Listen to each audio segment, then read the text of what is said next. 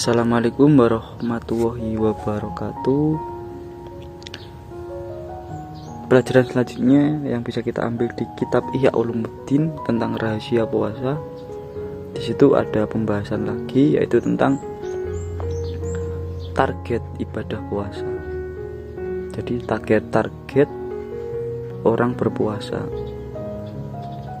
Sudah jelas seperti yang teman-teman tahu, target puasa adalah takwa. Jadi, tapi perlu dimaknai di situ. Jadi maknanya yang pertama, kita ini loh dilatih berpuasa. Tujuannya apa? La'alakum tatakun. Lah yang pertama itu bermakna takut atau haibah. Kan Imam Ghazali mengambil ayat yang tertera di surat Al-Baqarah ayat 281 yang bunyinya wataku yauman turja'una fihi ilallah summa tuwaffa kullu nafsim maka sabat wahum la yudlamun. Jadi, dan takutlah pada hari ketika kamu dikembalikan kepada Allah, kemudian setiap orang diberi balasan yang sempurna sesuai dengan apa yang telah dilakukannya, dan mereka tidak dijolimi atau dirugikan. Jadi makna pertama dari orang yang bertakwa itu adalah takut. Jadi orang yang bertakwa pasti hatinya ada rasa takut, ada rasa haibah di situ.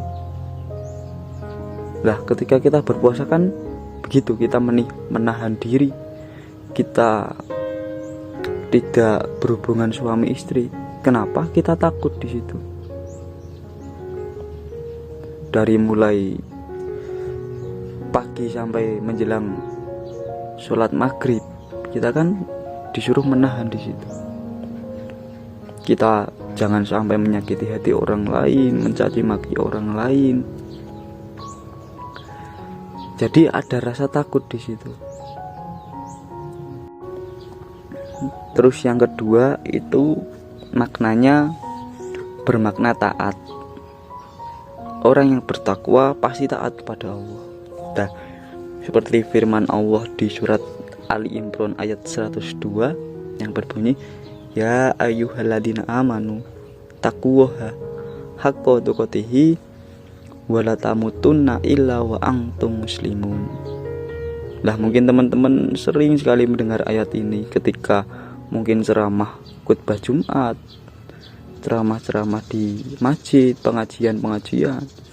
Banyak sekali ustadz-ustadz atau kiai yang membunyikan ayat ini. Jadi ya ayyuhalladzina amanu taqwaha haqqa tuqatih wala tamutunna illa wa antum muslimun. Jadi wahai orang-orang yang beriman, bertakwalah kepada Allah dengan sebenar-benar takwa kepadanya, dan janganlah kamu mati kecuali dalam keadaan muslim. Kecuali dalam keadaan muslim. Wa antum muslimun illa wa antum muslimun. Jadi orang yang bertakwa pasti punya rasa ketaatan dan ketunduk patuhan kepada Allah. Lah itu hanya orang-orang yang paham di situ yang bisa melaksanakan. Seperti puasa kan kita disuruh taat menjalani segala sesuatu yang membatalkan puasa. Mulai dari menahan lapar, minum, tidak berhubungan. Dan mungkin di aspek yang lebih dalam kita dilarang menggerakkan tangan kita untuk hal-hal yang tidak berguna, tidak menjalankan kaki kita untuk hal-hal yang tidak bermanfaat. Pokoknya semua yang ada dalam diri kita buat untuk ketaatan kepada Allah. Lah ini memang sulit dan perlu proses di situ. Perlu kebiasaan, pembiasaan. Terus yang ketiga maknanya itu mencucikan hati dari dosa. Nah terus makna yang ketiga itu mensucikan hati dari dosa. Jadi puasa ini targetnya kan takwa. Lah, maknanya itu untuk mensucikan hati dari dosa. Karena manusia tidak mungkin luput dari yang namanya kesalahan, dosa. Tidak ada manusia yang suci di dunia ini. Pasti semua melakukan dosa, baik itu disengaja ataupun tidak disengaja. Makanya maknanya di sini mensucikan hati dari dosa. Seperti yang difirmankan Allah dalam surat An-Nur ayat 24 yang bunyinya, wa may yudi'illaha wa rasulahu wa yashawwaha wa yatahi faulaika humul faizun. Jadi, dan barang siapa yang taat kepada Allah dan Rasulnya serta takut kepada Allah dan bertakwa kepadanya, mereka itulah orang-orang yang mendapat kemenangan. Jadi ketika kita sukses dengan puasa kita akan memperoleh kemenangan.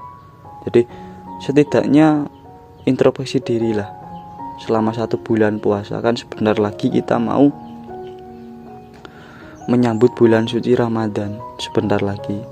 Jadi mari kita bersihkan diri, mari kita persiapkan diri kita dengan sebaik-baiknya agar kita nantinya mampu menghidupkan amalan-amalan yang baik di bulan puasa. Setidaknya untuk riyadoh lah, untuk pelatihan diri.